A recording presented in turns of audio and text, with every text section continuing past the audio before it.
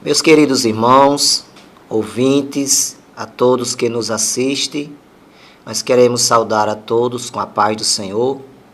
Queremos aqui cumprimentar o nosso diretor-geral, nosso amigo Juan, nessa tarde, pela oportunidade que estamos aqui para trazer, nesta tarde, uma mensagem da Palavra de Deus. Queremos aqui tomar como base no livro de Gênesis, capítulo 6, a partir do versículo de número 5. Queremos trazer aqui uma reflexão da Palavra de Deus a todos que nos assistem ou que nos ouvem, pois a Palavra de Deus, conforme o escrito aos Hebreus, ela é poderosa, é viva, é eficaz, é mais penetrante do que espada alguma de dois gumes. Penetra a divisão da alma, do espírito, das juntas e medula, e é apta para discernir os pensamentos e intenções do coração. E nessa tarde nós queremos, no capítulo 6, versículo 5, versículos 6, 7 e 8 de Gênesis, lermos e trazemos aqui a poderosa Palavra de Deus. Diz o texto sagrado: E viu o Senhor que a maldade dos homens se multiplicara sobre a terra, e que toda a imaginação dos pensamentos de seu coração era somar continuamente. Então arrependeu-se o Senhor de haver feito o homem sobre a terra, e pesou-lhe em seu coração. E disse o Senhor: Destruirei de sobre a face da terra o homem que criei, desde o homem até o animal, até o réptil, as aves do céu, porque me arrependo de o haver feito. Noé, porém, achou graça aos olhos do Senhor. Esse texto da Bíblia Sagrada, no contexto, nos fala sobre a criação do mundo, a criação de todas as coisas. E nós vemos que Deus criou todas as coisas pelo poder da sua palavra. Deus criou os mares, os céus, a terra, os peixes, as aves, todas as coisas Deus criou pelo poder da sua palavra. Porém, Deus teve a alegria de criar o homem com as suas próprias mãos. Diz a Bíblia que Deus ali, ao criar o homem, ele disse: façamos o homem a nossa imagem, conforme a nossa semelhança. Sabemos que ali Jesus estava presente com o Pai e o Espírito Santo, porque Jesus é desde a eternidade. Capítulo 1 do Evangelho de João, versículo 1, diz que no princípio era o Verbo estava com Deus e o Verbo era Deus. Então ali Deus criou o homem do pó da terra e soprou em suas narinas o fôlego de vida, e o homem foi feito alma vivente. Porém, o texto nos diz que o homem que Deus criou com tanto amor, com tanto prazer e alegria, Deus preparou um grande jardim, um jardim muito florido, com todo tipo de fruta, para que o homem ali desfrutasse. Mas Deus, vendo o homem só, Deus fez uma companheira para o homem, fazendo mesmo cair em um pesado sono. E ali Deus cerrou uma das suas costelas, e da costela do homem preparou a sua companheira, a sua disjuntora. E a Bíblia nos fala que todas as tardes Deus visitava aquele casal. Todas as tardes Deus tinha aquele momento certo de conversar com aquele casal naquele jardim. Mas a Bíblia também revela que Satanás, o inimigo de Deus, ele usou uma serpente e chegou para a mulher e disse: é verdade que Deus falou para que vocês não comessem de nenhuma fruta desse jardim? Olha, o inimigo aqui já chega enganando, mentindo para a mulher. Porque Deus disse: de todas as árvores, de todos os frutos comereis. Só não podeis comer da árvore que está no meio do jardim, porque no dia em que dela comeres, certamente morrerás. E a mulher disse: não, ele ordenou que nós poderíamos comer de todas as frutas, menos a árvore do conhecimento do bem e do mal. E Satanás, falando na boca da serpente, disse: ele não quer que vocês provem dessa fruta, porque ele sabe que no dia em que dela comeres, vocês serão semelhantes a ele. E ali a mulher, desobedecendo a Deus, tomou daquele fruto e comeu, aquele fruto que Deus havia proibido, daquela árvore que estava no meio do jardim. E ali na mulher, em Eva, se cumpre o que João escreve na sua primeira epístola, no capítulo 2, a partir do versículo 15. O apóstolo João diz: não ameis o mundo, nem o que no mundo há, porque aquele que ama o mundo, o amor do Pai não está nele. Porque tudo que há no mundo é a concupiscência da carne, a concupiscência dos olhos, a soberba da vida, não é do Pai, mas do mundo. E o mundo passa, e as suas concupiscências, mas aquele que faz a vontade de Deus, esse permanece para sempre. Então a mulher, naquele momento, tomou a atitude de si própria, de desobedecer à ordem de Deus. E tomou daquele fruto e comeu. E a Bíblia diz que ela se dirigiu ao seu companheiro, a Adão, e ofereceu aquele fruto daquela árvore que Deus havia proibido. E Adão também comeu do fruto proibido que Deus havia dito que não podia comer. E ali aquele casal pecaram contra Deus, desobedecendo a sua ordem, a sua palavra. Só que a Bíblia, mais à frente, diz que Deus, ao chegar à tarde, como sempre ele fazia, quando ele chegava, chamava por Adão, e quando ele chamou Adão, onde estás? E Adão, escondido, disse: Senhor, estou aqui, porque eu estou nu. E Deus disse: quem te disse que estavas nu? Comesse tu do fruto que eu proibi, que eu ordenei que não comesse? E ali nós vemos a dificuldade do ser humano assumir os seus erros, assumir as suas responsabilidades. Porque Adão, não querendo assumir o seu erro, culpou a mulher, dizendo: a mulher que tu me deste, ela me deu do fruto e eu comi. E a mulher, não querendo assumir também o seu erro, a sua culpa, diz: a serpente me enganou e eu comi do fruto. E ali nós vemos que o casal que Deus havia criado com tanto amor, com tanto prazer, porque Deus tinha um projeto maravilhoso para aquele casal, porque Deus, ao colocar aquele casal no jardim do Éden, Deus ordenou: frutificai-vos e multiplicai-vos e enchei a terra. Então Deus tinha um plano maravilhoso, porém aquele casal desobedeceu, preferiu desobedecer ao seu Criador. E aqui o texto diz que a cada dia que passava, porque a partir do momento que aquele casal pecou contra Deus, Deus expulsou aquele casal do jardim do Éden e colocou anjos ali para guardar o jardim. E ali, através daquele casal, a humanidade foi se multiplicando. Nós vemos que o primeiro crime foi entre dois irmãos. Caim matou seu irmão Abel. E daí por diante, a maldade foi se multiplicando sobre a face da terra. E diz as Sagradas Escrituras que Deus, ele se arrependeu de ter feito o homem.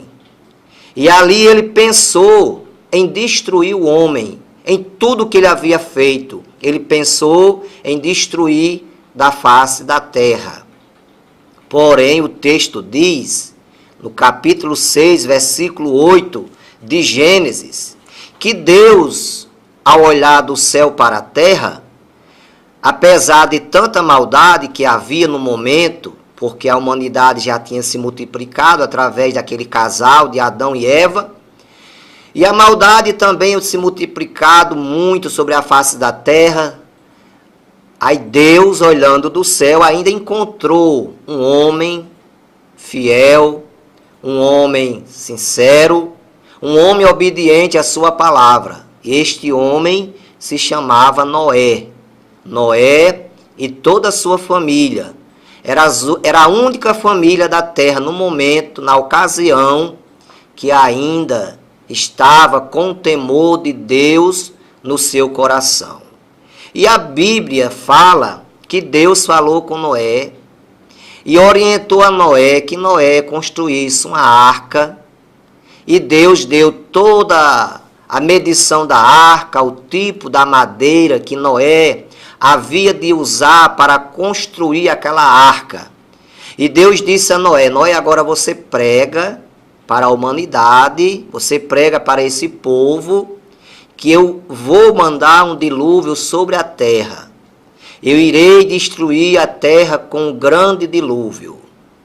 E Noé ali começou a cortar madeira, a preparar as tábuas, e começou a construir aquela arca juntamente com os seus filhos, e começou a pregar para o povo, a avisar o povo, que o povo se arrependesse dos seus pecados, das suas práticas pecaminosas, que o povo se voltasse para Deus, porque Deus havia mandado avisar que ele ia destruir o mundo com as águas do dilúvio.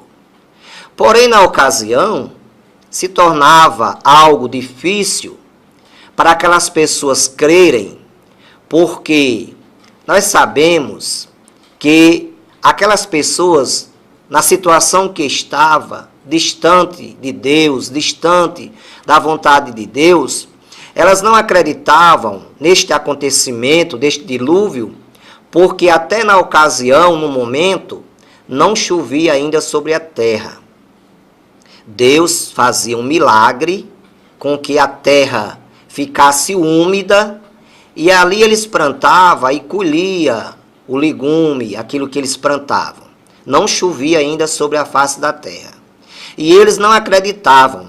E dizia, com certeza, usando aqui as minhas palavras, a minha expressão de falar, eles diziam com certeza: Noé, você talvez esteja louco, você não está sabendo o que está dizendo, porque como é que vai chover água do céu? Ninguém nunca se viu isso.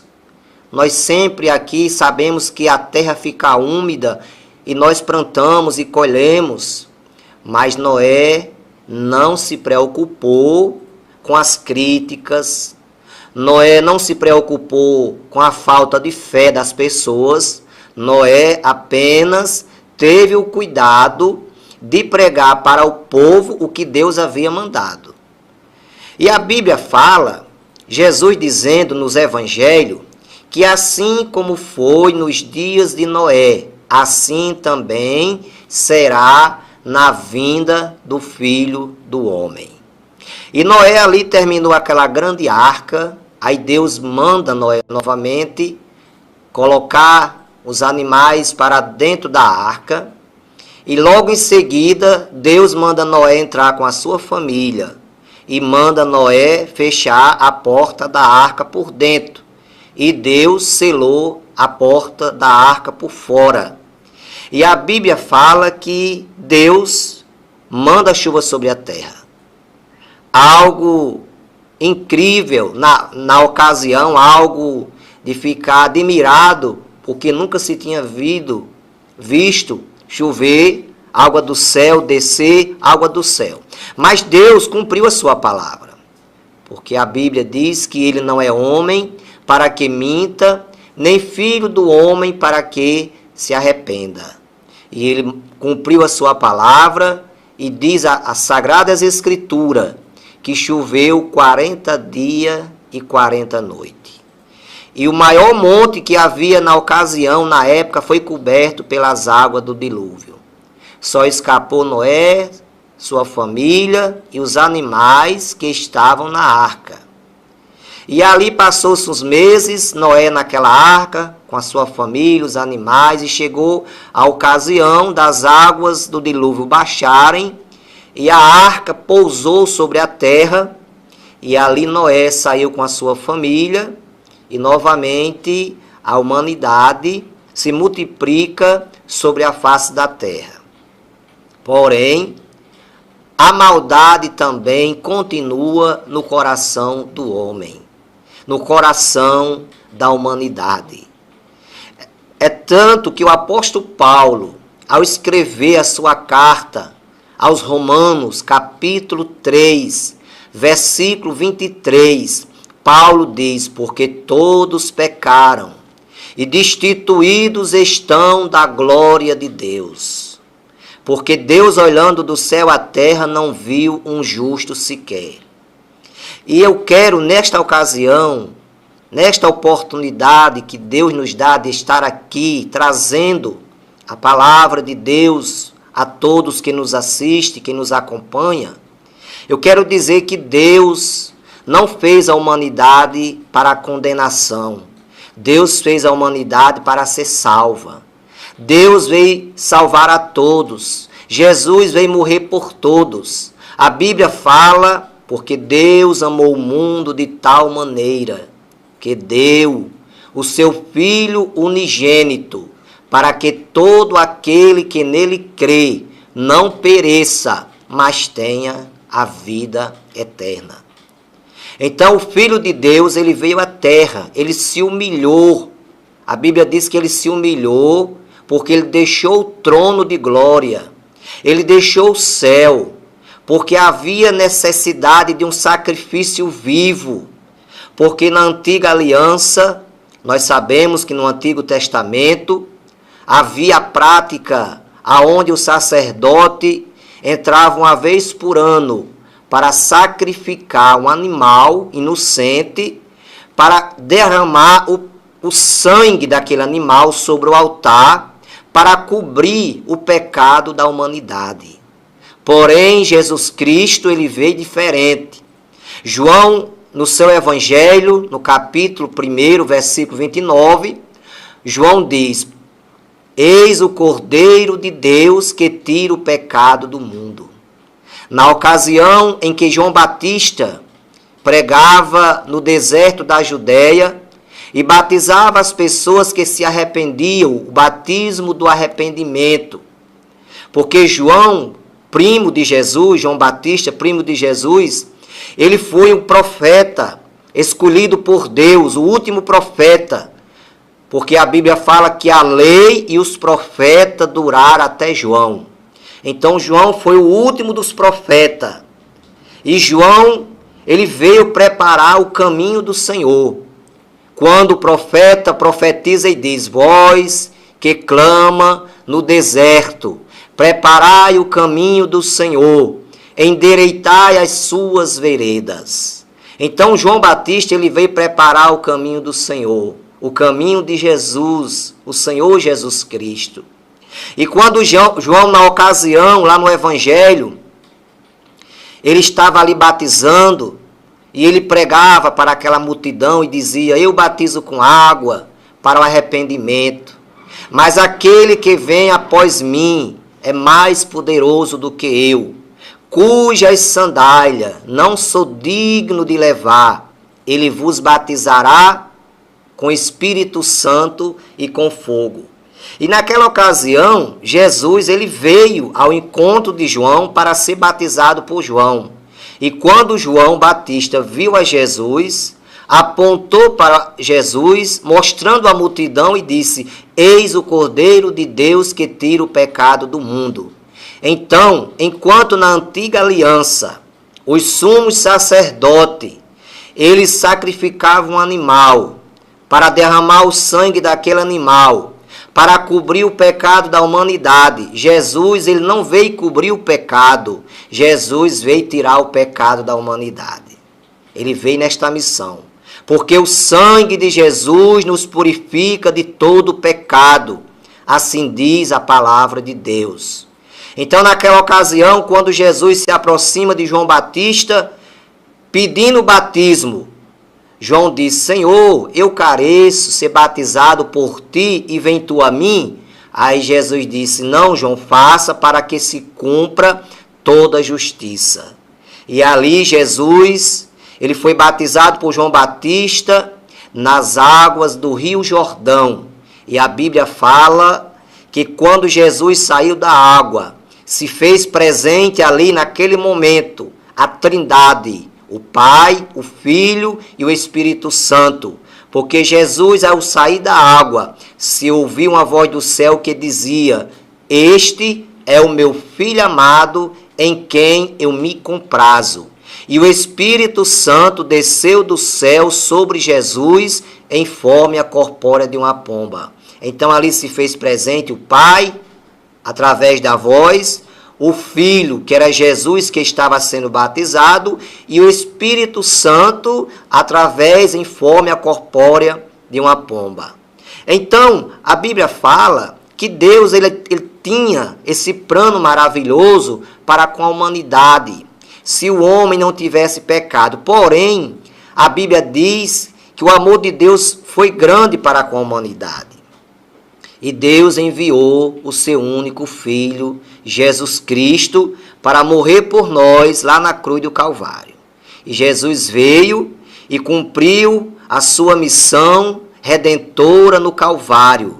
Desceu do céu, nasceu por intermédio de Maria, quando lá em Lucas está escrito, capítulo 1, versículo 26 de Lucas. Ali está o anjo anunciando a Maria sobre a vinda de Jesus. Quando Lucas escreve e diz: e no 6º mês foi o anjo Gabriel, enviado por Deus a uma cidade da Galileia, chamada Nazaré, a uma virgem desposada com um varão, cujo nome era José, da casa de Davi, e o nome da virgem era Maria. E ali o anjo Gabriel anunciou a Maria o nascimento do Salvador. Falou para Maria que ela seria a mãe do Salvador, a mãe daquele que havia de salvar o povo de Israel, que havia de salvar a humanidade. E Maria ali não compreendeu a mensagem do anjo e disse: como pode ser isso, visto que eu não conheço o varão? Aí o anjo Gabriel disse: Maria, descerá sobre ti a virtude do Altíssimo, e aquele que em ti será gerado por obra e graça do Espírito Santo de Deus. E ali Maria diz: eis aqui a serva do Senhor, cumpra-se em mim segundo a tua palavra. E Maria ali se prontificou como serva de Deus, e ali Jesus, por obra e graça do Espírito Santo, foi gerado no ventre de Maria. E chegando o tempo determinado de Jesus nascer, a Bíblia diz que ele nasceu em uma humilde manjedoura, porque não acharam, José não achou hospedagem para que Maria tivesse a Jesus, para que Maria tivesse o Salvador. E ali Maria teve aquela criança em um estábulo e colocaram aquela criança em uma humilde manjedoura. E diz a Bíblia que Jesus ele cresce como qualquer criança naturalmente cresce. Aos 12 anos estava no meio dos doutores, interrogando, sendo interrogado e dando a resposta das interrogações dos doutores, de forma que os doutores se admiravam com a sabedoria daquela criança. Um menino de apenas 12 anos, mas tinha uma sabedoria extraordinária. Ou seja, a sabedoria de Deus estava sobre a vida daquele menino de apenas 12 anos de idade. E a Bíblia diz que Jesus cresce e com quase 30 anos de idade foi batizado nas águas. E a partir dali, Jesus começa o seu ministério na terra, pregando o reino de Deus, porque começou por João Batista, a pregação do Evangelho, mataram João Batista, arrancando a sua cabeça, simplesmente porque João era um profeta de Deus, um homem de Deus que pregava a verdade, e pelos reis não gostarem, mandaram decapitar a João. Mas Jesus continua pregando o Evangelho, pregando o reino de Deus e dizendo: arrependei-vos e crede no Evangelho. Arrependei-vos, porque é chegado o reino de Deus. E a Bíblia diz que o primeiro milagre que Jesus operou no seu ministério, porque após ele ser batizado lá no Rio Jordão, a Bíblia diz que o Espírito leva Jesus ao deserto. E Jesus, ele jejuma 40 dias e 40 noites. E após os 40 dias e 40 noites, chega-se a ele o tentador. Jesus é tentado pelo diabo. Depois dos 40 dias e 40 noites de jejum e oração que Jesus passou na presença do Pai. E a Bíblia diz que o diabo chega para Jesus e, sabendo o ponto fraco de Jesus naquele momento, porque nós sabemos que Jesus, ele tinha duas naturezas. Era 100% homem e 100% Deus. Tinha a natureza humana e a natureza divina. E como homem, como ser humano, ele sentia fome, sentia sede, cansaço, assim como todos nós sentimos também. E ali, Satanás, sabendo que a necessidade no momento de Jesus era comida, aí ele chegou para Jesus e disse: se tu és o Filho de Deus, transforma essas pedras em pães. E Jesus, em resposta ao diabo, disse: está escrito, nem só de pão viverá o homem, mas de toda palavra que sai da boca de Deus. Aí naquele momento a Bíblia diz que o diabo transporta Jesus a um monte muito alto e usa um versículo da Bíblia. O diabo, conhecendo também as Escrituras, ele foi lá para o Salmo 91, versículo 11, e usou um versículo da Bíblia dizendo: lança daqui abaixo, porque não está escrito que aos teus anjos dará ordem ao teu respeito, e tomar-te-ão em tuas mãos, para que nunca tropeces em alguma pedra? Aí Jesus novamente, usando a palavra, diz: também está escrito, Satanás, não tentarás o Senhor teu Deus. Novamente o diabo leva Jesus a um local e mostra todos os reinos do mundo e a sua glória. E diz para Jesus: me adora, porque tudo isso te darei, se prostrade me adorares. Aí Jesus diz: está escrito, nem somente ao Senhor teu Deus adorarás, e só a ele servirás. E ali a Bíblia diz que o diabo se ausentou dali, foi embora. Os anjos de Deus vieram e serviram a Jesus. Aí Jesus dali começa o seu ministério. Porque o ministério de Cristo na terra foi um ministério curto, apenas de 3 anos de ministério. Mas dentro desses 3 anos de ministério, Jesus consegue formar um grupo de discípulos, 12 discípulos, 12 apóstolos, para lhe acompanhar na sua missão que Deus havia lhe entregado para fazer na terra, de pregar o Evangelho, de fazer milagres. E o primeiro milagre, no capítulo 2 de João, foi quando Jesus foi convidado para uma festa de casamento. E ali estava Jesus, os seus irmãos, a sua mãe Maria. E na ocasião, em meio à festa, a Bíblia fala que o vinho se acabou. E Maria chega para Jesus e diz: acabou-se o vinho, não tem vinho. E Jesus olha para Maria, para sua mãe, e diz: mulher, que tenho eu contigo? Ainda não é chegada a minha hora. E ali Jesus manda os serventes da festa pegarem algumas vasilhas e encherem d'água. E ali eles fazem o que Jesus manda, e ali Jesus ora, e aquela água é transformada em vinho. Foi o primeiro milagre que Jesus operou na terra. E daí por diante, Jesus operou muitos milagres, quando a Bíblia fala que ele, ao entrar na cidade de Jericó, havia ali um homem chamado Bartimeu. um homem cego de nascença, um homem que havia nascido cego, um homem que necessitava de pedir esmola para sobreviver, porque naquela época não existia aposentadoria, não existia benefício. A pessoa que tinha algum defeito físico, que nascesse doente, teria que se obrigar a pedir esmola para sobreviver.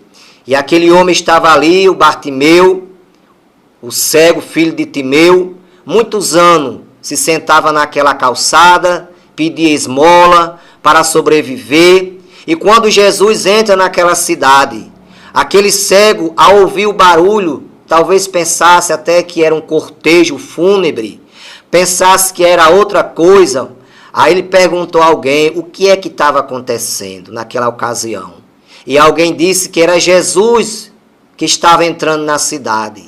E aquele cego, a Bíblia fala que ele começa a gritar: Jesus, filho de Davi, tem misericórdia de mim. E diz que alguém chegou para ele e mandou ele se calar. Mas novamente ele grita com mais força, com mais entusiasmo.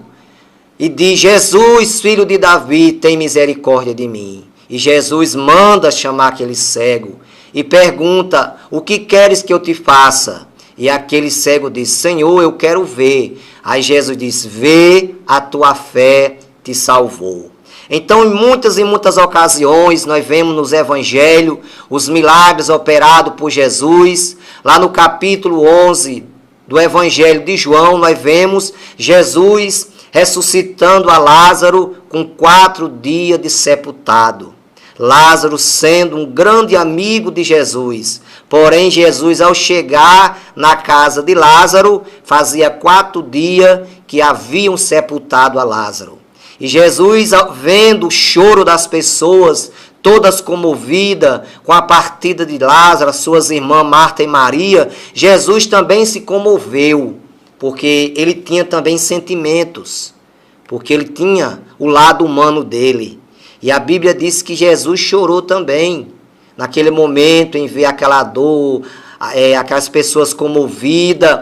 Mas nós vemos pela Bíblia que o que levou Jesus a chegar ao ponto de chorar naquele momento foi também a falta de confiança das pessoas, a falta de fé. Aquelas mesmas pessoas que estavam ali tinham presenciado os milagres que Jesus havia operado. Aquelas pessoas tinham visto Jesus curar cego, Jesus curar leproso, Jesus curar paralítico. E naquele momento aquelas pessoas parecem que tinham perdido a fé. Achavam, parece, que Jesus não tinha mais poder para fazer um milagre. E ali a Bíblia diz que Jesus chorou e perguntou aonde tinham colocado a Lázaro. E alguém disse: Senhor, não adianta mais, já cheira mal, já é de 4 dias. Jesus disse: eu quero que vocês me levem aonde vocês colocaram Lázaro. E levaram Jesus até o sepulcro. E lá no sepulcro, naquela época, naquela região em que Lázaro residia, Jesus residia, os sepulcros não eram covas que nem fazemos hoje, não. Naquela época eles abriam um buraco numa rocha, numa pedra, e colocavam a pessoa enrolada em um lençol, e ali colocavam a pedra, tampando aquela abertura que fizeram. E ali Jesus, ao chegar no sepulcro, ordenou aos homens: tirai a pedra. E às vezes a gente somos indagados por alguém que não tem o conhecimento da Bíblia e fica perguntando: mas por que Jesus mandou os homens tirar a pedra? Sabe por quê, meu amigo? A você que nos ouve, que nos escuta, é porque aquilo que eu posso fazer, Jesus não faz por mim, Ele deixa eu fazer. Agora, aquilo que eu não posso, Ele faz por mim. Então, os homens poderiam tirar a pedra, só não poderia ressuscitar a Lázaro. Porque Lázaro, só quem poderia ressuscitar era Jesus. Por isso que Ele mandou tirar a pedra. Então, eles tirai a pedra. E quando tiraram a pedra do sepulcro, a Bíblia diz que Jesus olhou aos céus, levantando, erguendo as suas mãos, e falou com o Pai, dizendo: Pai, eu sei que todas as vezes que eu falo contigo, o Senhor me ouve. E faz dessa forma, ressuscitando a Lázaro. E assim, naquele momento, naquela ocasião, Jesus fez aquela oração. Eu posso imaginar naquele momento, tão emocionante naquela ocasião. E Jesus orou, e ali a Bíblia diz que ele gritou pelo nome de Lázaro, dizendo: Lázaro, sai para fora. Aí existem pessoas também que nos indaga, nos faz indagações, interrogações, e diz: mas por que ele chamou pelo nome de Lázaro? Sabe por quê, amigo? Porque ali havia muitos defuntos, havia muitas pessoas sepultadas ali por perto. E se Jesus tem dito, sai para fora, tinha saído todas as pessoas sepultadas. Mas Jesus não queria ressuscitar a todos. Jesus queria apenas ressuscitar a Lázaro. Por isso que ele especificou o nome: Lázaro, sai para fora. E ali Lázaro saiu, e Jesus disse: desenrolai-o, e desenrolaram a ele, porque naquela época os defuntos eram enrolados em um lençol dos pés à cabeça, e tiraram aquele lençol, e assim Jesus realizou o grande milagre da ressurreição de Lázaro. Mas nessa tarde, diante do que já temos falado, diante do que já temos dito, extraído da Bíblia, da palavra de Deus, que é o nosso objetivo de estarmos aqui, neste dia, nesta oportunidade, é para trazer a palavra de Deus a todos que nos ouvem, que nos assistem, que nos acompanham. Eu quero dizer que diante dos milagres que Jesus fez, curando os cegos, ressuscitando mortos, limpando os leprosos, curando os coxos, aleijados, não existe outro milagre maior do que a salvação de uma pessoa. A salvação de uma pessoa é o maior milagre que pode existir na face da terra. Porque não adianta eu ter saúde e não ter a minha salvação. Não adianta eu ter perfeita saúde, ser uma pessoa normal, ter tudo e não ter a minha vida eterna, a certeza da vida eterna, a salvação da minha alma. Porque o próprio Jesus falou: o que é que adianta o homem ganhar o mundo inteiro e perder a sua alma? Porque certa ocasião, diz a Bíblia que existia um homem muito rico, e ele colocou um propósito em seu coração, dizendo: eu vou derrubar os meus celeiros, vou fazer outros maiores, vou encher de comida e vou dizer: alma, folga, bebe, porque eu tenho tudo. Só que Jesus ali, a Bíblia diz, o texto diz que aquele homem ouviu uma voz dizendo: louco, se hoje pedir a tua alma, o que tens preparado? Aí Jesus continua dizendo: o que é que adianta ganhar o mundo inteiro e perder a sua alma? Mas aqueles que ouvem a mensagem do Evangelho e acreditam na mensagem, acreditam na palavra, porque o profeta Isaías diz: quem deu crédito à nossa pregação e a quem se manifestou o braço do Senhor. Então aquele que crê na palavra de Deus, aquele que absorve a palavra, aquele que deixa a palavra descer ao coração, porque quando a pessoa ouve e deixa a palavra entrar nos seus ouvidos e descer ao coração, é quando Deus pode trabalhar na vida dessa pessoa. Eu lhe garanto nessa tarde, neste início de noite, eu lhe garanto que você será uma pessoa que fez a melhor coisa na sua vida, creu, acreditou na palavra, aceitou a Cristo como seu Salvador, reconheceu o sacrifício de Jesus na cruz do Calvário, porque ele diz lá em João, capítulo 14, versículo 6, eu sou o caminho, a verdade e a vida, e ninguém vem ao Pai a não ser por mim.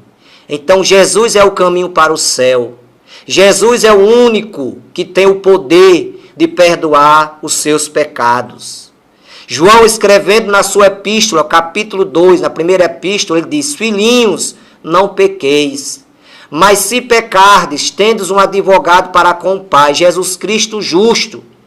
Então Jesus é o perdoador de pecado. E nesta ocasião, lhe deixo um conselho para que você creia na palavra, acredite na mensagem da palavra, leia a palavra de Deus. Você que ainda não é evangélico, você ainda que não tem muito conhecimento das Escrituras, você procure uma Bíblia, adquira uma Bíblia, comece a ler a palavra de Deus, e eu lhe garanto que Deus vai falar com você através da sua palavra. Porque Deus fala de muitas formas, e uma das formas que Deus fala para a pessoa é através da sua palavra. Então, neste momento, estou feliz, estou alegre, estou grato a Deus por esta oportunidade que Deus nos concede de estarmos aqui anunciando o Evangelho, cumprindo o ide, que Jesus diz lá em Marcos 16:15, ide por todo mundo, pregai o Evangelho a toda criatura. E para mim é um motivo de muita alegria, de muita felicidade, estar através das mídias, pregando o Evangelho, anunciando Jesus como Salvador.